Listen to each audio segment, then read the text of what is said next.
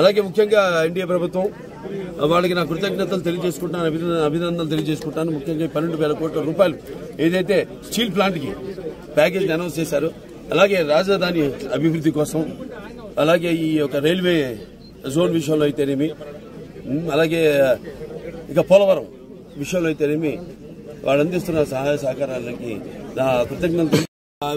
ఇలా అభివృద్ధి బాగా భౌగోళికంగా చూస్తే హిందూపురానికి మంచి భవిష్యత్తు. సో ఇప్పుడు మొన్న మా ఫైల్స్ కూడా నేను మూవ్ అవుతున్నాయి. మొన్న 92 కోట్లు ఏదైతే ఈ యొక్క రోడ్స్ వాటికి స్పెషల్ డెవలప్మెంట్ ఫండ్ కింద సీఎం గారు మంజూరు చేస్తున్నారు. అలాగే ఈ 120 కోట్లు ఏదైతే హెచ్ఎన్ఎస్ఎస్ కి మరమ్మతులు, పైప్ లైన్ అయితేనేమి మార్చాల్సిన అవసరం ఉంది.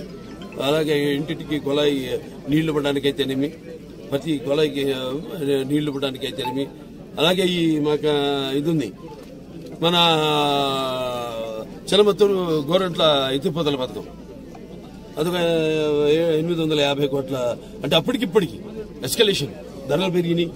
అప్పుడేమో ఇప్పుడు 550, ఇప్పుడు ఇవాళ 850 అయింది. అంటే పోయిన ప్రభుత్వం దాన్ని పట్టించుకోలేదు.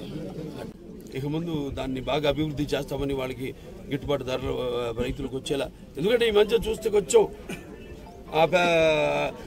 పంట మీద ఎక్కువ శ్రద్ధ కనబరచట్లేదు రైతులు కూడా.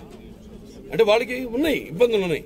ఆ ఇబ్బందులు ఏంటంటే ఇంతకుముందు వాళ్ళకి ఉన్న బకాయిలు అయితేనేమి, ఇన్సెంటివ్స్ అవన్నీ కూడా మా చర్చించడం జరిగింది ముఖ్యమంత్రి గారితో.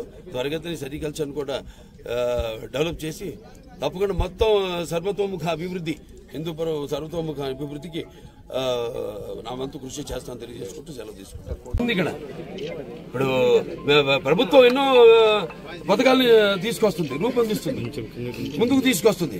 కానీ దాన్ని ప్రజల్లోకి తీసుకెళ్లేది, ఇంప్లిమెంట్ చేసేది అధికారులు, బ్యూరోక్రాట్స్. అంటే ఇక్కడ నేను అనేది ఏంటంటే ప్రభుత్వానికి బ్యూరోక్రాట్స్కి ఎటువంటి తేడా లేదు. అందరూ ప్రజల సేవ చేయడానికే. ఆనాడు ఆయన అన్నట్టు రామారావు సమాజమే దేవాలయం, అందులో ప్రజల దేవుళ్ళు, నేను అందులో ఒక అర్చకునిలాగా మేమంతా ఈ సమాజానికి పనిచేయడానికి అర్చుకున్నాం. సో నేను అప్పుడు అధికారంలో ఉన్నప్పుడు, ఫస్ట్ విభజన అయినప్పుడు రాష్ట్రం, తర్వాత అధికారం లేనప్పుడు కూడా వారెంతో సహకారాలు అందించారు నాకు.